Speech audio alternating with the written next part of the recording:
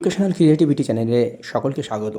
খুব গুরুত্বপূর্ণ একটি খবর ইতিমধ্যে চলে এসেছে যে এসএসসি স্কুল সার্ভিস কমিশনের যে 26,000 শিক্ষক শিক্ষিকার চাকরি বাতিল হয়েছিল সেই সংক্রান্ত রিভিউ পিটিশন দাখিল করেছে ইতিমধ্যে সুপ্রিম কোর্টে স্টেট গভর্নমেন্টের পক্ষ থেকে, রাজ্য সরকার এসএসসি কমিশনের পক্ষ থেকে।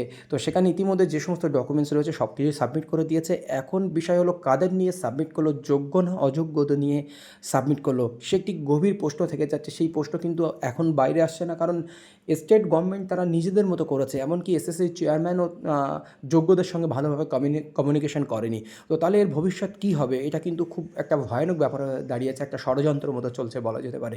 তো চলুন সুপ্রিম কোর্টের আপডেট দেখে নিই আমরা, যে কী রয়েছে আপডেট এই রিভিউ পিটিশনের। চলুন আমরা স্ট্যাটাস সহ দেখে নিই, কবে হিয়ারিং হচ্ছে না হচ্ছে বিস্তারিত আমরা দেখে নেবো। চলুন, আর কোন কোন ক্যান ফাইল বা ইন্টারলোকুটরি মামলা রয়েছে সেগুলো আমরা দেখে নেব। সরাসরি সুপ্রিম কোর্টের ওয়েবসাইটে দেখতে পাচ্ছেন state of West Bengal Baishakhi Bhattacharya Chatterjee diary number 2319420025। এটা হচ্ছে নতুন ডায়েরি নম্বর।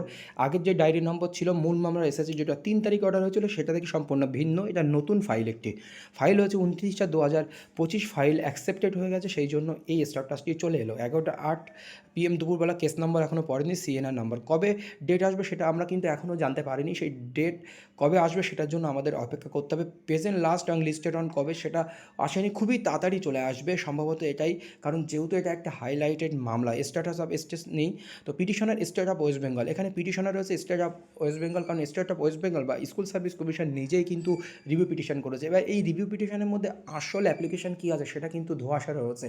সত্যিই কি আবার যোগ্যরা ফিরে আসবে, না আবার অযোগ্যদের জন্য আবার যোগ্যদের এই রিভিউ পিটিশন খারিজ হবে? এটা কিন্তু ভীষণ একটি ফাইটার ব্যাপার। রেসপন্ডেন্ট রয়েছে বৈশাখী ভট্টাচার্য চ্যাটার্জি, পিটিশনার অ্যাডভোকেট কুণাল মিমানি। এইবার আমরা দেখি ইন্টারলোকুটরি অ্যাপ্লিকেশান, যেগুলো আমরা এর সঙ্গে সঙ্গে যে আইএ ফাইল হয়ে যে ইন্টারলোকুটরি অ্যাপ্লিকেশানগুলো হয় সেটার কথা এখানে আমি বলছি। তো দেখুন, serial number 1, registration number, particular examination from filing CC of the impugned judgement.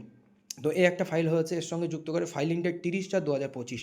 আমরা মেন ফাইলটা দেখলাম কত 29 তারিখে দেখলাম। মূল স্ট্যাটাসে যে নতুন ফাইলটা হয়েছিল অরিজিনাল 29/4/2025। এর সঙ্গে ইন্টারলকুটারি যেগুলো এর সঙ্গে সংযোগ যে ফাইলগুলো রয়েছে সেগুলো হচ্ছে 30/4/2025, ইন্টারন 30/4/2025। সিরিয়াল নাম্বার 2তে আরেকটি রয়েছে রেজিস্ট্রেশন নাম্বার এত, particularly application for listing review petition in open court. Application এটা হচ্ছে লিস্টিং রিভিউ পিটিশন ওপেন কোর্টে যাতে অ্যাপ্লিকেশন করা হয়েছে, যাতে ওপেন কোর্টে এই মামলাটি লিস্টিং হয় তার জন্য একটি ফাইল করা হয়েছে। আরেকটি করা হয়েছিল examination from filing CC of the impugned judgment থেকে এটা এক্সামিনেশন রাখার জন্য এই ফাইলটাকে সেটার জন্য করা হয়েছিল। মোট এই দুটি আপাতত করা হয়েছে। অটোমেটিক্যালি এই দুটি হয়ে যায়, সেটা 30 তারিখে করা হয়েছে এই দুটি, ওটা মূল ফাইল করার পরেই। তো আমরা জানি যে 3রা মের মধ্যে এই ফাইল করার প্রয়োজন, কারণ 1 মাসের মধ্যে বা 30 দিনের মধ্যে এই ফাইল করতে করা হয়। কিন্তু 29/4/2025 ইতিমধ্যে ফাইল জমা করে দিয়েছে। সেই ফাইলে কী রয়েছে সেটা বিস্তারিত আমরা কিন্তু পরবর্তীতে জানতে পারবো। আর কবে হিয়ারিং ডেট পাওয়া যাবে অবশ্যই আপনারা অপেক্ষা করবেন, আপনাদের জানানো হবে। ধন্যবাদ। আজ এই পর্যন্ত, পরবর্তী ভিডিওতে আরও ডিটেলস জানানো হবে।